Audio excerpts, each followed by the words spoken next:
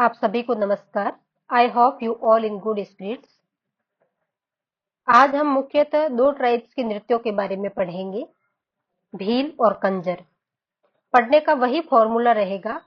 पहले कल की दोनों कूट लाइनों का दोहराव करेंगे, माइंड में विजुअलाइजेशन करेंगे और फिर आज के दोनों नृत्यों पर चर्चा करेंगे। कल हमने सहरिया और गरासिया जनजातियों के नृत्यों के बारे में पढ़ा था, जिसमें अपनी कूट लाइनें थी। इंद्रपरी लहंगी बिछुआ झेलासांग सहरिया क्षेत्र में शिकार पर गई और गरासियों की थी वाह मालू गरासिया कूद जमगू। आई होप आप सभी को ये दोनों लाइनें अच्छे तरीके से याद होगी। आज हम जिन दो नृत्यों के बारे में चर्चा करेंगे उनमें मुख्यतः भील ट्राइब्स के नृत्य और कंजर ट्राइब्स के नृत्य हैं। और भील ट्राइब्स के जो नृत्य है उनमें मेंस में भी प्रश्न पूछा जाता है, तो हम उसके अकॉर्डिंग इसे विस्तार देंगे और अन्य टॉपिक पर संक्षिप्त में चर्चा करेंगे, जिसमें सबसे पहले भील जनजाति के नृत्य देखते हैं। इसकी जो कूट लाइन है वो है, भील जीजी रमणी ने युद्ध द्विचक्री में हाथी को घुमरा कर लाठी से बेरिहाल कर दिया। इस लाइन को 4-5 बार पढ़ना है। शुरुआत में देखने में लग सकता है कि ये लाइन बहुत बड़ी है, लेकिन एक जो समस्या होती है जनरली कि बाद में चीजें याद नहीं आती, उसको ये सॉल्व कर देगी। तो अपन इस कूट को समझते हैं और नृत्यों को भी विस्तार से देखते हैं। तो इसमें जो सबसे पहले भील शब्द आता है, इसका मतलब है कि ये भील जनजाति के नृत्य हैं। फिर इसमें जी और जी है, इसको एक्सप्लेन करते हैं। एक जी का मतलब गैर है, तो जो गैर नृत्य है वो भील पुरुष करते हैं और गैरिये कहलाते हैं। तो इस इमोजी के थ्रू आप याद रख सकते हैं कि इसको भील पुरुष करते हैं। इसका क्षेत्र कौन सा है, तो इसका जो क्षेत्र है वो है मेवाड़ और मारवाड़। ये मुख्यतः मेवाड़ और मारवाड़ में किया जाता है, और मारवाड़ में स्पेशली जो बीकानेर क्षेत्र है वहां पर ये नृत्य किया जाता है। इसकी शुरुआत कब होती है, तो होली के समय ये किया जाता है और हाथ में लकड़ी टकराते हुए ये डांस किया जाता है। और इसमें कुछ विशेष ध्यान रखने योग्य बातें हैं, वो ये है कि इसमें नृतकों द्वारा जो पहने जाने वाला कपड़ा होता है उसको ओंगी कहा जाता है, और इसमें ढोल थाली बांकिया ये वाद्य यंत्र प्रयुक्त होते हैं। और इसका मुख्य केंद्र जो है कनाना बाड़मेर को माना जाता है। तो ये अपन ने गैर नृत्य के बारे में पढ़ा कि इसको भील पुरुष करते हैं, वो गैरिये कहलाते हैं। फिर ये कौन से क्षेत्र में किया जाता है, तो मेवाड़ और मारवाड़ के स्पेशली बीकानेर क्षेत्र में इसके लिए फेमस है। इसको होली के समय शुरू किया जाता है, हाथ में लकड़ियों को टकराते हुए करते हैं। और नृतक जो वस्त्र पहनते हैं उनको ओंगी कहा जाता है। ढोल बांकिया और थाली इसके वाद्य यंत्र है, और मुख्य केंद्र जो है इसका कनाना बाड़मेर है। अगला जो डांस है, दूसरा जो जी था अपना कूट लाइन में, उसका अर्थ है गवरी। तो गवरी जो है इसको थोड़ा सा ढंग से याद करना है, आज इसके मेंस में भी इसके पूछे जाने की संभावना रहती है और आरबीएससी की बुक में भी इसको विस्तार से दिया गया है, तो इसको थोड़ा विस्तार से देखेंगे। गवरी लोक नृत्य के साथ साथ एक लोक नाट्य भी है, तो ये भी ध्यान रखना है। और कौन से क्षेत्र में किया जाता है कि, तो जो राजस्थान का ये जो मेवाड़ वाला क्षेत्र है यहाँ पर मुख्यतः गवरी डांस किया जाता है। और किस टाइम ये स्टार्ट होता है, तो रक्षाबंधन के आगे के जो 40 दिन होते हैं ऑलमोस्ट, तब ये डांस चलता है और 1.25 महीने तक का समय इसमें लगता है। गवरी डांस कौन सी कथा पर आधारित है, तो शिव भस्मासुर की कथा पर आधारित है।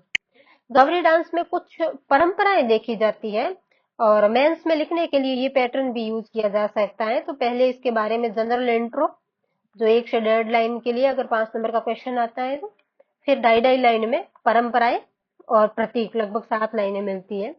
तो उसमें परंपराओं के अंदर ये लिखा जा सकता है कि इस समय जब गवरी का मंचन होता है तो शराब है, मांस है और हरी सब्जियां जो होती है उनका जनरली क्या होता है, निषेध होता है। और जिस गांव से गवरी का आरंभ होता है वही इसका खर्चा वहन कर सकता है। आजकल आप देख रहे हैं कि अभी जो हाल ही में पीछे के कुछ प्रश्न पत्र है, मैंने उनको देखा तो उसमें स्टेटमेंट के रूप में क्वेश्चन ज्यादा दिए जा रहे हैं तो उसमें ये स्टेटमेंट भी पूछे जा सकते हैं कि इसका खर्चा वहन कौन सा गांव करेगा, ईटीसी। और इसके पत्र और प्रतीक में देखें तो इनको जो करते हैं वो केवल मेल करते हैं।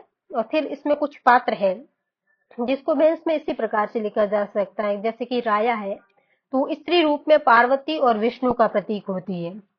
और इसका मुख्य पात्र होता है बूढ़िया, और जो भस्मासुर या शिव की स्टोरी पर बेस्ड मंचन करता है।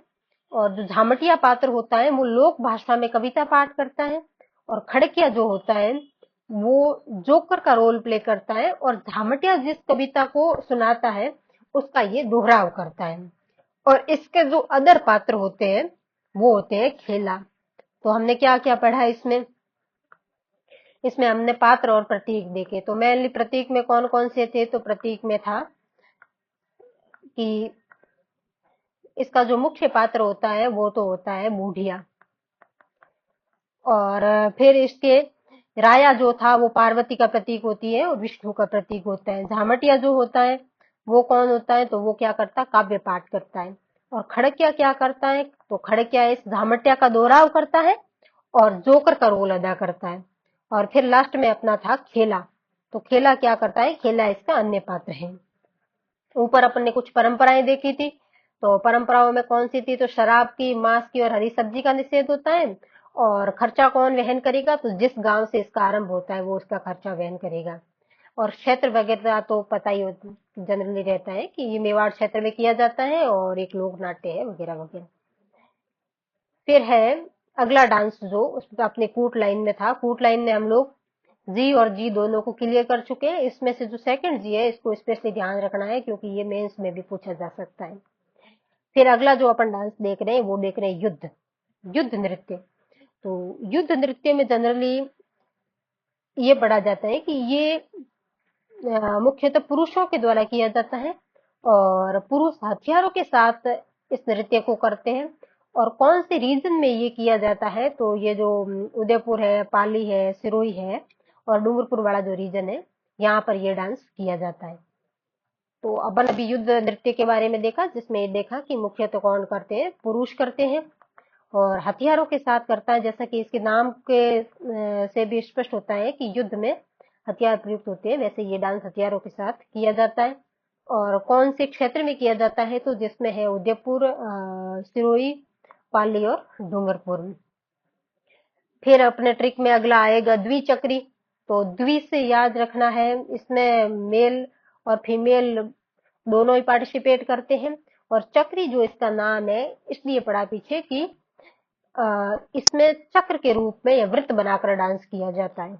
इसको नाम से याद रखा जा सकता है। द्वि से याद रख सकते हैं अपन कि मेल और फीमेल बोथ पार्टिसिपेट करते हैं और चक्री में दोनों। फिर अपने हाथी मना आएगा कूट के अकॉर्डिंग आगे। तो हाथी मना में ये इस इमेज से अपने को याद रखना है कि हाथी को मनाने के लिए कौन गया? पुरुष गया। ठीक है, तो इसको मेल पार्टिसिपेट करते हैं इसमें। और भाई मनावनो वगैरह आपने मारवाड़ी में कद किया करे, जनरल विवाह के टाइम में किया करे। तो ये विवाह के समय डांस किया जाता है और हाथ में तलवार लेकर घुटनों के बल बैठकर किया जाता है। ठीक है, तो मैं जनरली बीच में जो कुछ मारवाड़ी के ऐसे शब्द वगैरह बोलती हूँ तो वो केवल समझाने के लिए है, किसी क्षेत्र विशेष का वैसा कोई लेना देना नहीं है इसमें। और जो घुमरा डांस है तो इसको जनरली भील महिलाएं करती हैं और बांसवाड़ा रीजन में ये फेमस है। और अगला जो अपना आएगा वो आएगा नेजा। तो नेजा को याद रखने के लिए एक बार बस इसको विजुअल इमेज के थ्रू देखना है कि नेजा अपने ध्वजा जो होती है उसको बोलती है। और ध्वजा का संबंध किससे होता है? तो बाबे ने ध्वजा चढ़ाने के हाथे नारियल भी चढ़ाओ। तो ये ध्यान रखना कि ध्वजा के हाथे नारियल भी हुई और नारियल अपने अकेले नहीं चढ़ाना है, हाथे मैडम ने भी ले जाना है। तो मेल और फीमेल बोथ इसमें पार्टिसिपेट करेंगे।